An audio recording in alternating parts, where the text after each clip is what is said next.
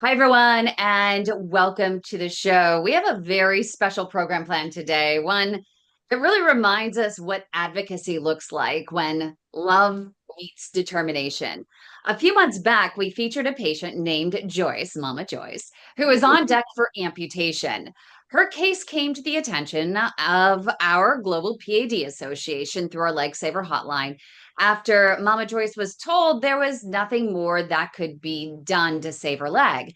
But her daughter, Jimontanae, or as we call her, Jae, Sister Jae, McBride, refused to accept that as her mom's fate. So she called for help, sought multiple medical opinions, and just kept pushing and pushing until her mom found the care that she needed. And today, not only is Mama Joyce's leg healing beautifully, she's walking again. Jay's story just did not stop there. What began as a desperate effort to save her mom's leg has actually become a powerful mission to help others. She's now helping to spread awareness to others about PAD, how to advocate, how to ask the right questions, and how to navigate a healthcare system that too often gives up too soon. She has also developed her own wound care product that she used to help her mom as well. And basically, her courage, her persistence, and her willingness to share her journey really has inspired countless others facing similar battles. And so that's why today we are honoring her with the Global PAD Association's PAD Family Advocate of the Year Award for 25-26. This award recognizes a family member whose advocacy has not only made a difference for their loved one, but is now lighting the way for many others. So before we bring in Jae and Mama Joyce, Dr. Phillips, you certainly remember this story that we shared amidst the fight to save Mama Joyce's leg. And at that point, they were still in the hospital. They had just had blood flow restored, the first debridement on all of her wounds. And we really weren't sure at that point that her leg would 100% be saved. Now, of course, the fight is never over with PAD, but at least we have Joyce walking to live another day and living to walk another day, right? Yes, that's correct. I mean, 100%. I think that I remember the story, and I don't believe Mama Joyce was with us for that first interview Yeah. because I think things were still a little bit touch and go.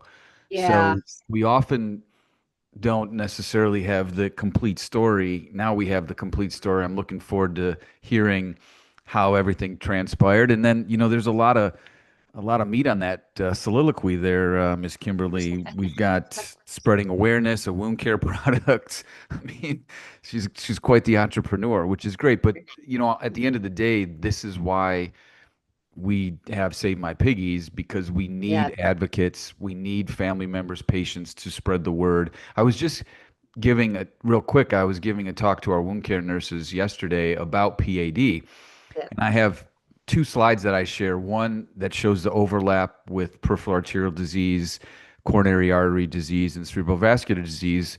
People with PAD don't typically die from that, their PAD. They die from a heart attack or stroke. And the nurses were kind of astounded by that. And then I showed them the other slide that shows the mortality rates over years and the number of cases over, in the hundred thousands of PAD, CLTI, or so critical limb. So what Mama Joyce has, the wounds, and various cancers, and how severe this disease is, and the high mortality rate that it has.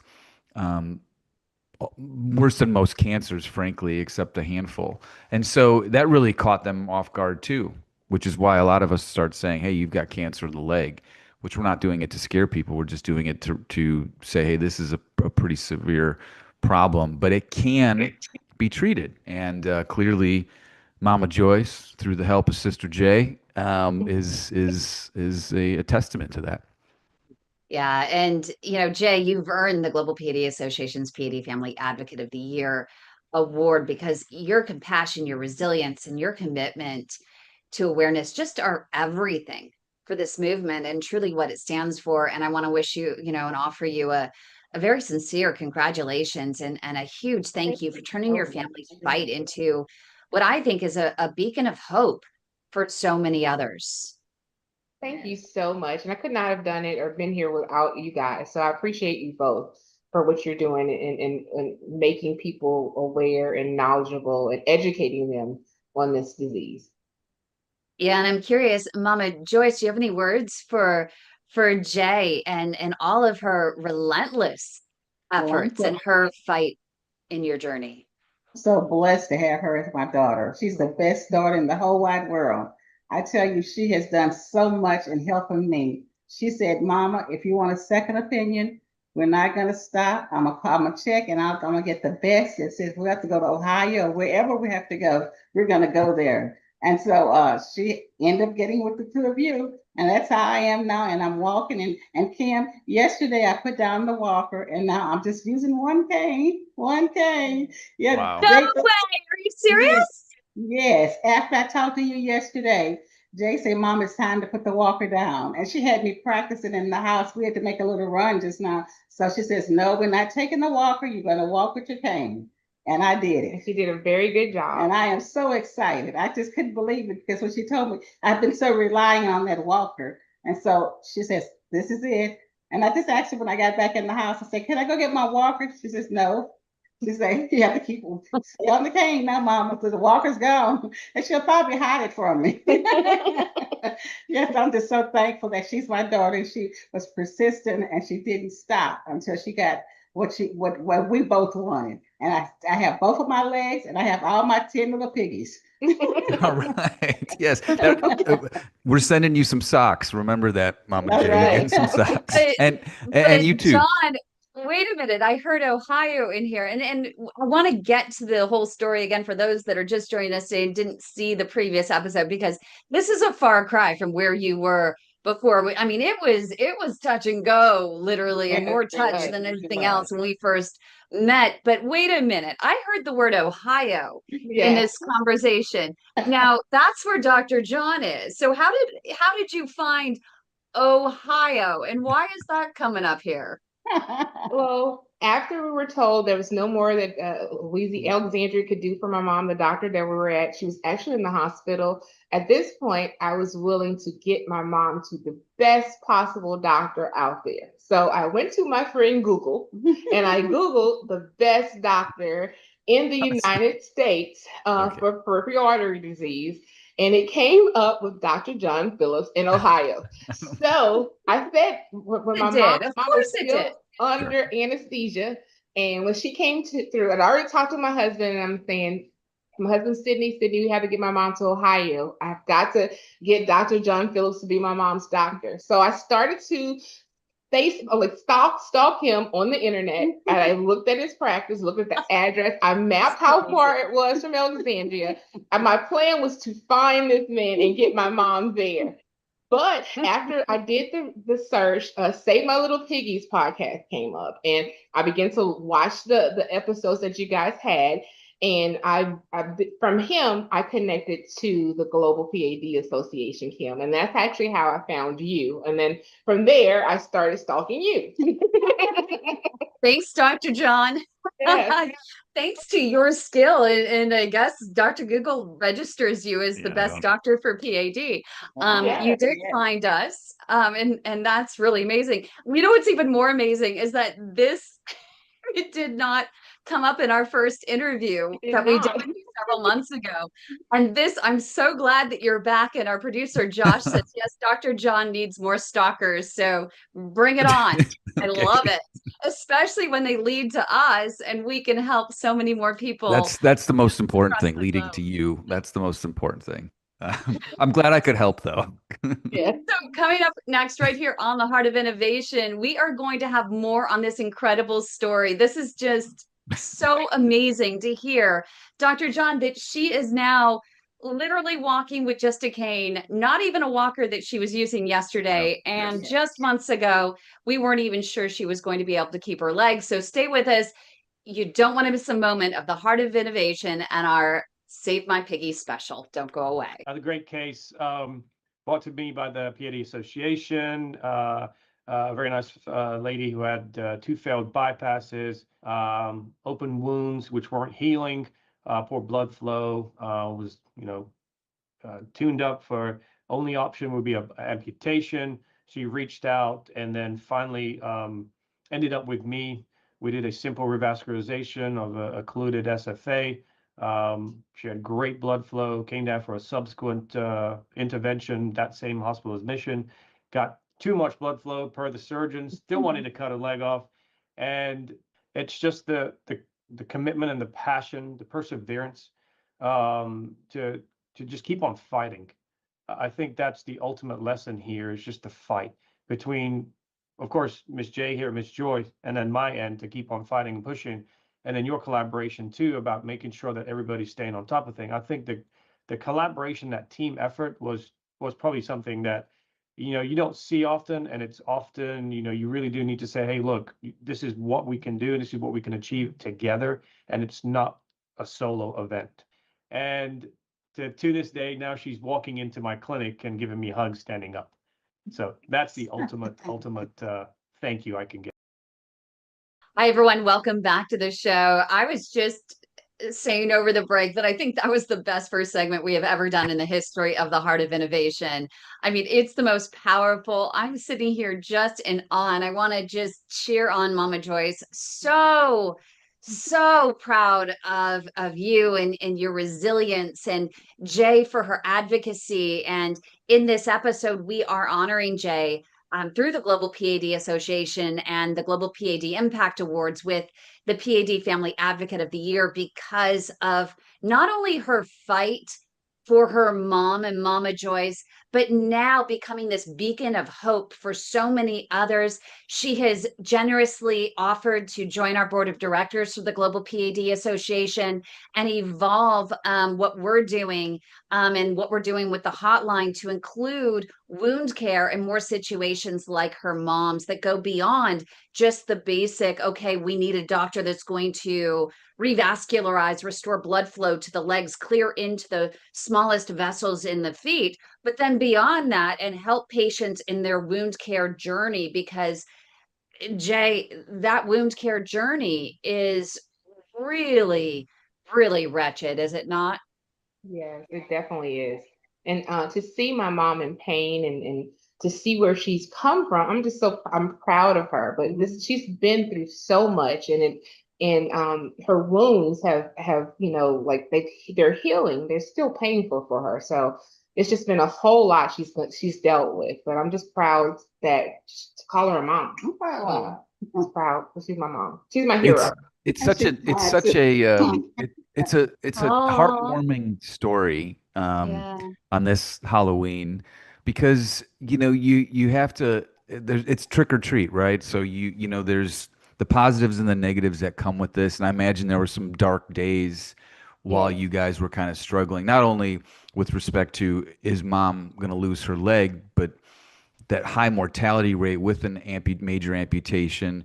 Okay, but now we saved the leg, but now how do we get the wind back in Mama Joyce's sails? And that takes a lot of work too. Yes, but so I think that it's mandatory for patients to have a family member or an advocate, Kym, such as yourself, attend these clinic visits or off it or whatever, just so they can speak up for that person. I mean, I had a patient this morning who the only reason I was seeing her is because her daughter dragged her in to see us because her toe was black and she needs some work done. So you can't underscore the importance of having a family member or an advocate with you. So again, you've earned the award, and kudos, Thank you. big time. Definitely. Yeah, I would love for you to go back, even before you met us, and what was that? You developed a product for your mom because you found a gap in care for the wounds that your mom was experiencing, and you were like, there's nothing out there. I gotta not only, well, I can't find something, so I'm just going to create it. Bring us back to that time when you literally just were just almost drawing, pulling at straws, kind of going, what do I do? Where do I go? How do I help my mom? I'm feeling at a loss right now. I have to actually do something about it and create something myself. So at the time, my mom, as we know, she suffers from severe PAD. She's had bypasses in both legs, and now we're talking about the first leg. So we're dealing currently with her left leg, but on her right leg, she also had a bypass as well. After that procedure, she was left with 14 open wounds that they were all over her body, all over that other leg, and it was hard to heal. So we were actually at the hospital for an infection and surgical debridement almost every other week on the opposite leg, and so it just kept going back and forth. And so I'm saying that there's got to be something that can help her. At the time, the hyperbaric chamber was not an option for her because my husband actually had a episode in the hyperbaric chamber. So we were terrified of that. He's recovering from throat cancer, and he went into the hyperbaric chamber for trying to heal some of that necrotic tissue in his throat. But the second day in the chamber, he had a seizure, never had a seizure before, and was found unresponsive. So just getting over that with my husband, didn't want my mom to experience the same thing at the time. We were afraid. So started looking at topical oxygen therapy for my mom, to something that we can do at home. But the products that we had and we were looking for just did not fit where her wounds were. So she had there was a boot. The boot worked at first. We contacted a company and we had it, and it worked for a while. But everything else that they had just wasn't fitting properly. So I looked at my mom's wound. I then looked at redesigning something that would work perfectly for her. So that's where my wound care product comes in at. It's topical oxygen therapy that applies oxygen directly to the wound bed to promote healing. How does that work? How did you even go about developing this? So what I did first is, I've written a patent. This is my second patent that I've written. So I've written a utility patent first. My husband and I have a utility patent that we have. Wait, time out. Wait a second. So what is your? I know, right? I didn't know. What is your background, Jae? So I have a master's in public administration. Okay. And I, for a living, I was a planning director for several years, where I wrote ordinances and wrote code and wrote language in that form. And if you were opening a business, if you needed an ordinance written, I was the person that came through to get that done. So I'm very familiar with code, language, writing it in that format. Computer code. Computer code? No, law code, laws. Oh, law. Okay, gotcha. Yeah. Okay. So ordinances for the city and city codes. Yeah. I see. Okay, gotcha. Master planning for the city. Master planning. Okay, so you're good at planning things. Good at planning things. That's my career. Okay, and this is down in Lafayette. Well, originally at that point I was in Virginia. So my husband worked for the government. We were in Virginia. We relocated to Texas, and then eventually came back to Alexandria, Louisiana, which is home for me. Okay, gotcha. Yeah. Okay. So I write complex codes for a living. So I said it can't be that difficult to write a patent. So what I did is I looked out to a patent attorney at first, and they were very pricey.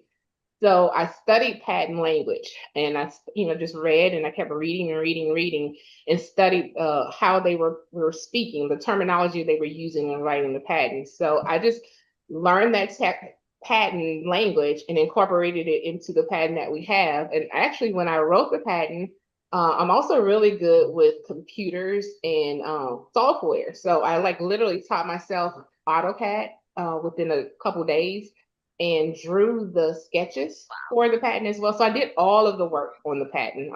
My husband and I sat down and we invented it together. He helped me. My husband's also really crafty as well. He created the prototype for us. So while I was writing the language, he went in and created the prototype. And the patent that we actually have now, the utility patent that we have in place, is called a corner dolly skate, and it moves large containers in a confined area without using a forklift. So that was the patent that we have now. So I've already written the patent. As a matter of fact, I wrote this patent. It was my first time writing the patent. It scared me so much because now I'm now answering questions to the U.S. Patent Office, and I'm like, honey, I think we have something. Maybe we need to call an attorney that knows how to talk with them. So at the back end, we called an attorney, and when they read the patent and saw the images, they was like, well, what attorney wrote this? I'm like, that would be me. And who did the drawings? Me again. They were completely shocked because they didn't have to do any editing or wording. They just went to literally the office and taught for me. Coming up next, right here on the Heart of Innovation, we're going to hear how she ended up then developing a second PAD patent for wound care. That's next, right here on the Heart of Innovation. Don't go away. How many procedures are you willing to go through? Is it worth going through that many, or would you rather just step That's funny. Was it worth it?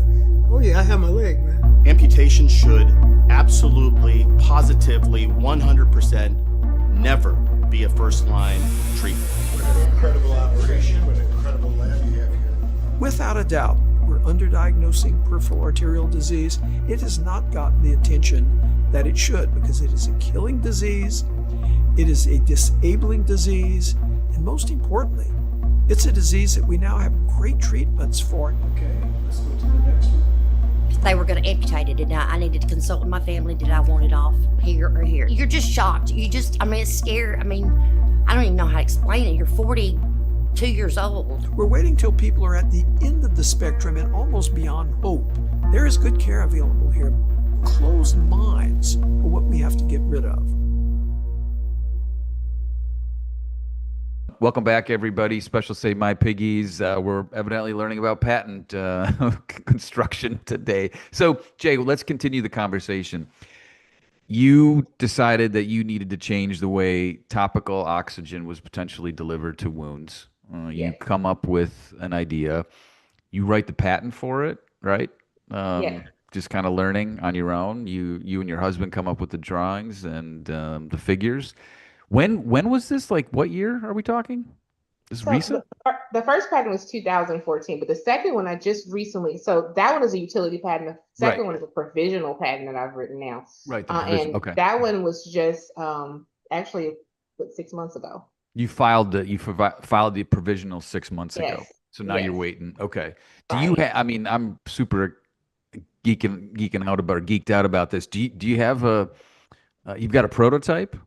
I do have a prototype but we created the prototype, my husband and I. And I've actually used it on my mom. Do you have it with you right now? I don't have it with me right now. All right, next time I want to see this. I can definitely send you pictures. But so basically, can you describe it a little bit? Yeah, sure. So how does it work?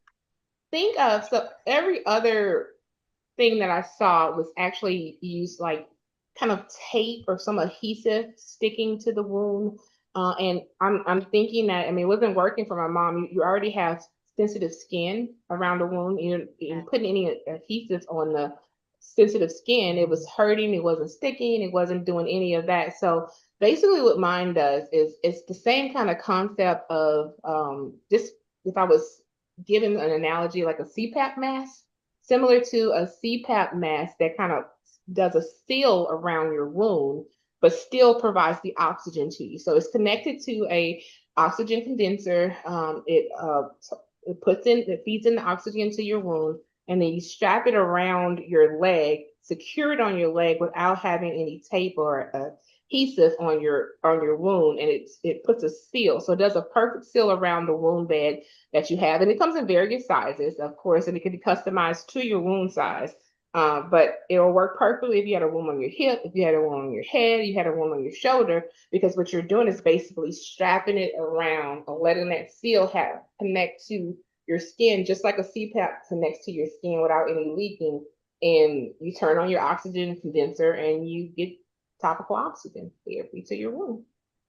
This could be game changing. I don't know what your thoughts are, Dr. Phillips, but we have so many patients and not enough hyperbaric chambers. And there's also just not enough time, and sometimes the patient's schedule and ability to be able to get to the hyperbaric chambers, 2 to 3 times a week, sometimes even 5 days a week. Yeah, it's 5 days a week. And so this is right. So this is something that if they could do it at home, a couple hours a day with either the help of a nurse that comes to the home, or it's something, Jay, do you imagine this being something that can be administered just by the patient themselves or a caregiver? Yes, that's the goal. Administering at home, something that could help you, something that not as expensive as the other things that are on the market now, something more affordable, because as you know, a lot of that is not covered by insurance and it's out of pocket. If you try to go and purchase it, we did purchase the ones that are on the market now. They're very expensive, extremely expensive. And then they still had some gaps with it. So the goal is to make it a little bit more affordable, make it available to many people, and administer it at home. Yeah, I think that that's brilliant. So you tried this on your mom, and then did it help at all? And I'm guessing that it wasn't enough at that point. A little bit, it was progressing too quickly, right? That you Well, had actually, to. on her opposite leg, it helped a lot. It Oh, did. good. Yes, on this leg, we've done a little bit of it on this leg as well, and it's been very beneficial in helping. But the opposite leg, all of her wounds are closed, and all of them are closed up. And she had, like I said, 14 wounds to start with, and we kept getting the day we started administering topical oxygen was the last day she went to the hospital with an infection and having the need for surgical debridement. So it definitely did its job and what it was supposed to do. And at the time, the problem really was that she didn't have any blood flow. There was no what we call inflow.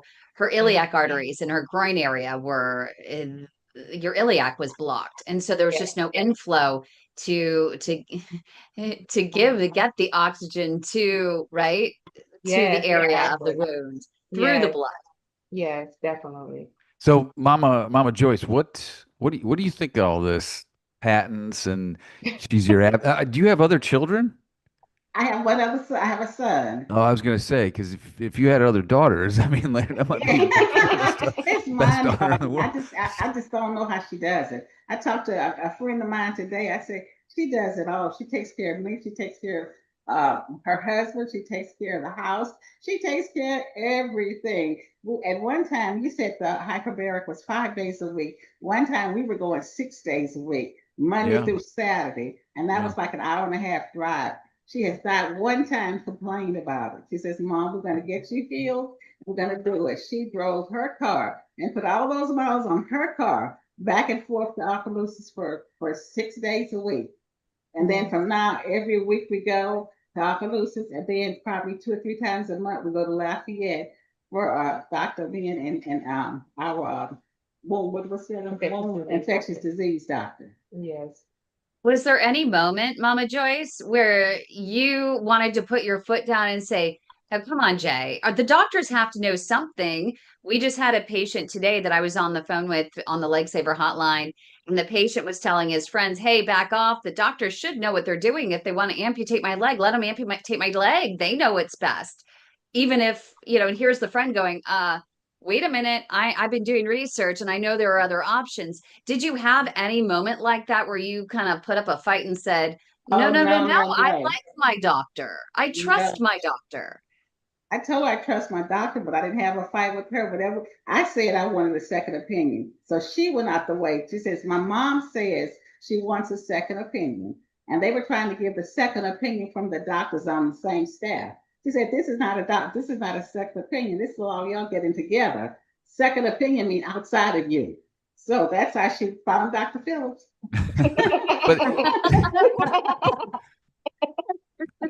I was just just kind of out there, but again, getting connected with Kym was the move to the hoop, as we say. Yes. But your name coming up next. Now. Well, coming up next right here on the Heart of Innovation, more with Mama Joyce and Jay. So stay with us right here on this very special Save My Piggies edition of the Heart of Innovation on KDOW. Don't go away. How about giving Joyce your best motivational speech for walking? Oh my goodness, you want to be a motivational speaker today? I didn't even plan for that one. I guess I have to channel my inner Tony Robbins here or something. Joyce, I can't tell you how important walking is. Walking is for your mind, walking is for your body, and walking is for your soul. Think of it that way. Walking can be spiritual as long as you can. If you're walking, you can always pray to Him Almighty, and He can give you the steps that you need to keep on moving. Walking brings you satisfaction, walking brings you joy, and walking brings you health. and walking keeps you out of my clinic. So with that being said, just keep on walking. Welcome back, everybody. Save My Piggies episode. I'm not sure which one this is, but this is a good one. This might be one of our better ones because we've got the ultimate patient advocate who happens to be the daughter of Mama Joyce, who now has both legs, all 10 piggies, thanks to some degree to her daughter, Jae. So before we went to break, we were discussing the second opinion approach. And it sounds like there was maybe a little bit of resistance, and y'all kind of so just so you know, Google's not always accurate. So ultimately got hooked up with Kym, and so tell us about that conversation, because you ultimately felt like you needed to be transferred somewhere, and there was a little bit of pushback, and Kym kind of prodded you a little bit to say, no, we can do this, right? Right, that's correct. Yes. Yeah, well, basically I was out of it a lot, and she just took charge. When I said I wanted a second opinion, she took over. So everything that was done, she took over. And I remember when she had all the doctors to come in the room, I remember seeing them and not seeing them, and hearing them and not really fully understanding what was going on. But she and Kym and one of my little play daughters, they took charge. I tell you, they really put it on those doctors because they didn't want to transfer me. They wanted me to stay before, right there. Jae, before you and Kym share the conversation, Mama Joyce, do you think if Jae wouldn't have been there, like this would have gone a different way? Oh, yes, it definitely would have gone a different way. Yeah, because again, I trusted the doctors, and if they say this is what I need, this is what what I have to do. If she wasn't there, I thank God she was my advocate. She spoke up for her mom. She knows her mom, and she knows what her mom wants and her mom likes. So she was my mouthpiece. That's what she really was. I think Wow. I think it's really important, though, also, Dr. John, is when they're in those situations, they're in a lot of pain. So they're on pain medication. There's a lot of Yes. medication that is on. And I always have this issue when it's just the patient making the decision, the patient saying, oh, no, just I trust the doctors, I whatever they say, because they're in so much pain, they can't imagine that anything can help. I've heard this a number of times. Like, you as a patient, all you want is the pain is gone, and you can't even imagine, like, what could get rid of this debilitating, wretched, unconscionable pain except to just remove the leg altogether. And I think more hospitals need to rely upon an advocate who is clear-minded, that knows if the patient was actually not on all those medications and in their right mind and understood all of the options that might be available, whether it's there or other places, that they would make a different decision that maybe the advocate would be able to clearly make. And I see it all the time. If it was just you, Mama Joyce, you're medicated. You weren't of clear mind. That's And right. that That's right. you would have just lost your leg. And I think that that's a good lesson I would for other like, people. yeah, I mean, in my heart of hearts, I would like to think and hope that the physicians there would have recognized that and said, okay, we need to get a family member in here to kind of help, to explain to them what we're thinking and then help them make the decision. I hope to God that people are not losing their legs when they are doped up and, in a very Dr. dark John, spot. if Very you dark recall, spot. we did have that patient in Michigan, if you recall, that we had on, and she said that she lost her leg because she went ahead and signed a paper while she was under a lot of medication. And she said, I would have never signed that. I don't even remember signing that. I would have never signed that to take my leg. I would have literally 100% advocated for them to call my supervising physician outside the hospital to help advocate for me if I would have known and been in my right mind. So it does happen. And I mean, it's really sad but true. And Mama Joyce, you were so lucky, right, to have Jae. But it's also, you were smart in that you had enough wherewithal to be able to say, you know what, I can't make this decision right now. I need and trust my daughter to advocate for me. And that takes a lot. That takes a lot to relinquish control like that. Yes. Well, I agree with everything you said, because I'm thankful she was my advocate, because she spoke up when she knew what I wanted. when I said second opinion, she would not let them go when they were telling her, we have a second opinion. This is a second, this is a third. But that was still the doctors right on the staff, right under the one who said, let's amputate. And they really thought at one time she was delusional because she was saying, well, I'm taking my mom out. We need another opinion. And they really just didn't want to do it. But she was consistent and persistent. Yes. And I'm thankful. I wonder is where she gets that interesting- from. I know, My right? mom. So From my mother. I just keep wanting to be back in that room. I don't know what you said to get once they told you no and you left the hospital that final time defeated, and I told you to get your cute little butt back up there. How in the hell did you get all of the doctors in the room? I just don't understand. Were they that committed to convincing you that you needed to make this decision to amputate? Were they that like, oh my God, we need to cut this leg off. We need to convince her. We need to all come together. This is our final shot because we got to hide the evidence here of 2 failed bypasses without inflow. Like, I just don't understand how you got everybody in a half circle in the room. I really do not understand.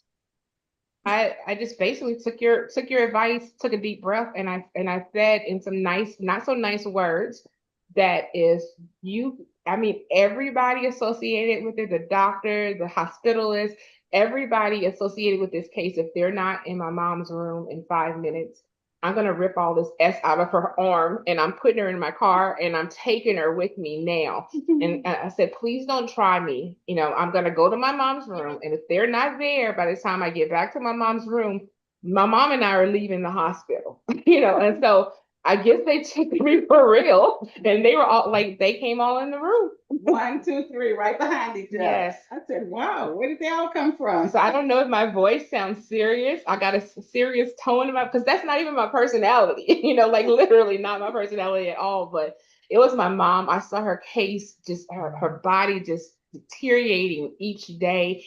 And I was like I told you, I hadn't slept. I was feeling at my wits end, and I was like, enough is enough. I literally had a plan that if they were not going to do it, I was serious. I was taking my mom with me one way or the other. If I had to take it, you know, against medical advice. I know that's not smart to do for everybody. So don't, know that. But I had a plan to put her in the back of my friends and her other play daughter's SUV that's big enough. We had air mattresses blown up, and we were going to take her to the doctor and Minutemen. We were getting her there one way or the other. But thankfully, the hospital came to the transfer. That's a good story, honestly.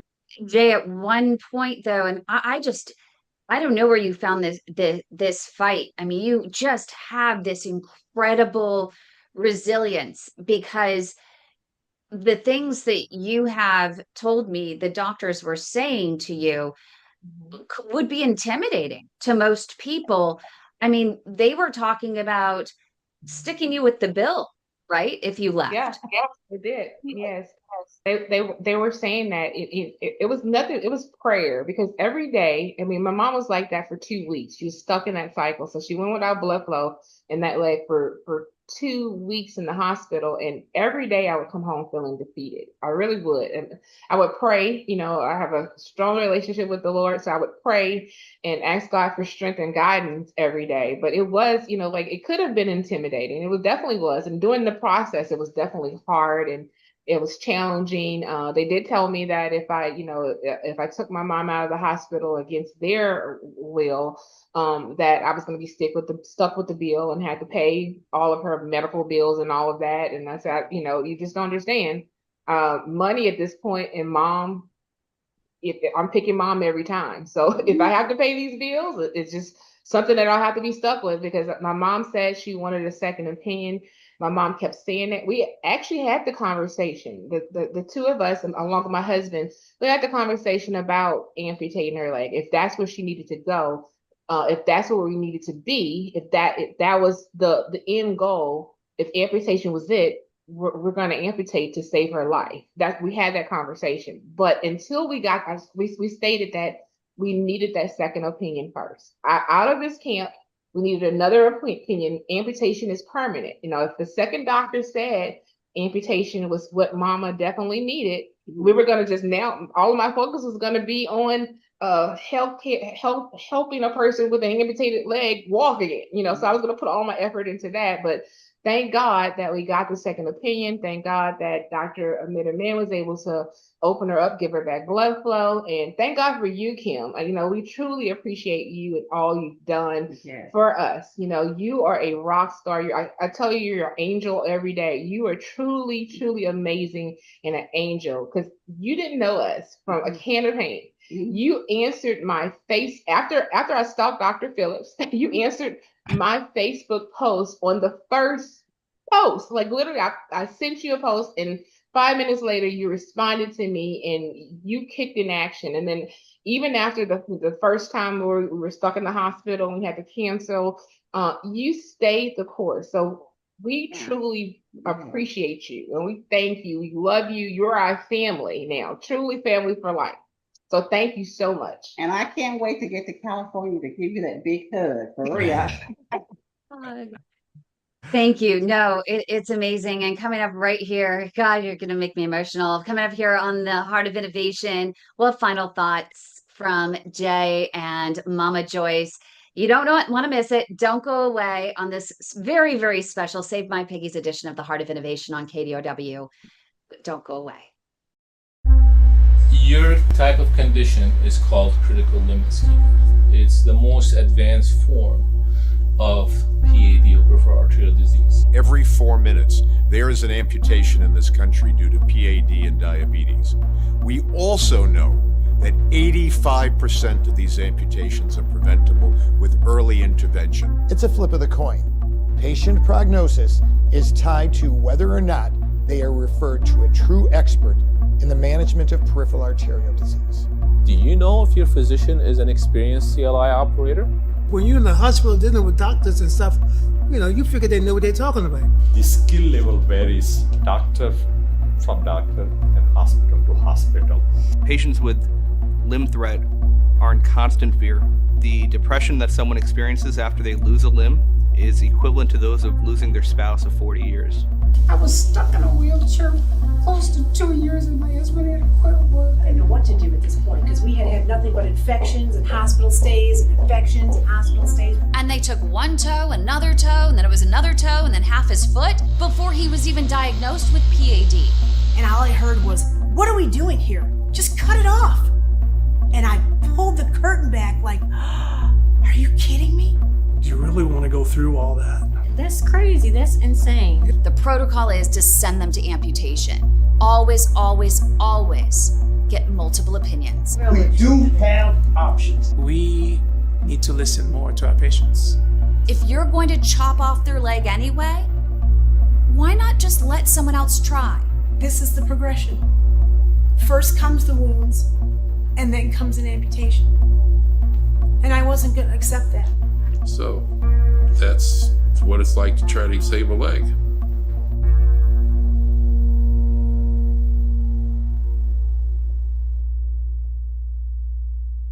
Welcome back, everybody. We're wrapping up another special Save My Piggies, mom and daughter. So 4 minutes left. Ladies, give us some final thoughts. I mean, we kind of shared some stuff during the break about how you got Mama Joyce out of one hospital and into another one, and ultimately leg is saved, piggies are saved. What do you want to send? What messages do you want to share with our listeners about being courageous and confident and not taking no for an answer? So I just want to say that don't just give up. You know, if your life is not on the line, I'll reiterate that. If your life is not on the line, and you'll know if your life is on the line or not. If it's not on the line, get that second opinion. You know, this is your life. You know, you can live with an amputation, but your quality of life is there. So if there's options out there, there's so much technology out there today. Things have changed, things have evolved, and go get that second opinion. Don't just stay and just give up. Even like my mom and I, we made the commitment. We travel every day. We live in Alexandria. We go to Opelousas, which is about 60 miles away every day for her care on Mondays now, but we were doing it 5 days a week, 6 days a week. We were doing it Monday through Saturday in the beginning. We travel an hour and a half to our doctors, but if an hour and a half to save a leg, it's worth it. It's definitely worth it. So don't give up. Advocate for yourself, properly plan, like if whoever your advocate is, make sure they plan accordingly. I mean, I had, like to get your medical records, you need a power of attorney. You need to make sure that power of attorney says that you can get medical records, and you can do that. I properly plan ahead so that I was able to maneuver as my mom while she couldn't maneuver for herself. So my final thought is, to just always seek that second opinion before you make a decision that changes your life forever.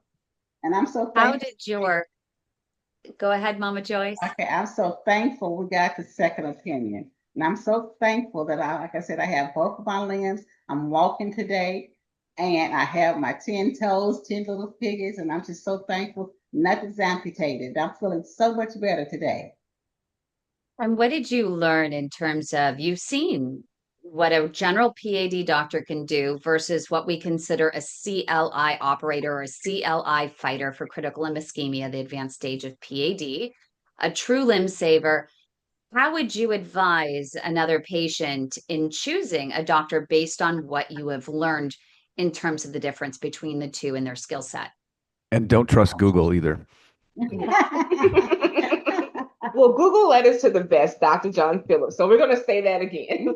Wait, is it, so it's spelled JAE, right? When I write the check, because you're on the payroll? No, okay. All right, to Mama Joyce. Mama Joyce, all right, very Mama good. Joyce, right. But I like the differences between night and day. My mom's procedures before all ended up with surgical incisions that later dehisced and opened up. However, Dr. Midamin, my mom has a tiny scratch on her wrist. A tiny scar, not even a scratch, a tiny scar, and that you can't even see on her wrist. So it's a matter of night and day. So, just do your research, make sure that you get to someone who has the tools for your particular situation, and your outcome could be drastically different. And so I'm just thankful. I'm proud of my mom. She is an amazing woman. She has resiliency. I mean, you ask where I get my strength from, it comes from Joyce Rex. So I'm just proud to be her daughter. And I thank God that he chose her as my mom. And I thank God he chose Jae as my daughter. Thank you so much to you both. So much courage and resilience. And Jae, again, congratulations. Well deserved. Our PAD Advocate of the Year, PAD Family Advocate of the Year through the Global PAD Association's Global PAD Impact Awards. Congratulations. And we look forward to continuing this journey with you. So thank you. I'm excited. Thank you. Thank you, ladies. When your sugar runs high, it's more than a sign. Diabetes creeping in, it's a dangerous line. Pre-diabetes too, don't think it's too light. It can lead to PAD, so start the fight. Sugar's sweet, but the cost is real. High blood sugar makes your arteries feel clogged. Slow flow, it's a ticking time bomb. Catch it early, stay strong, and keep your legs on. Sugar's not so sweet when your leg is in pain. Not controlling sugar is where peripheral artery disease sets in. Got sugar? Get checked. Don't wait too late. Save your legs, save your life. Take control of your fate. Leg pain, cold feet, neuropathy too. These are signs diabetes caught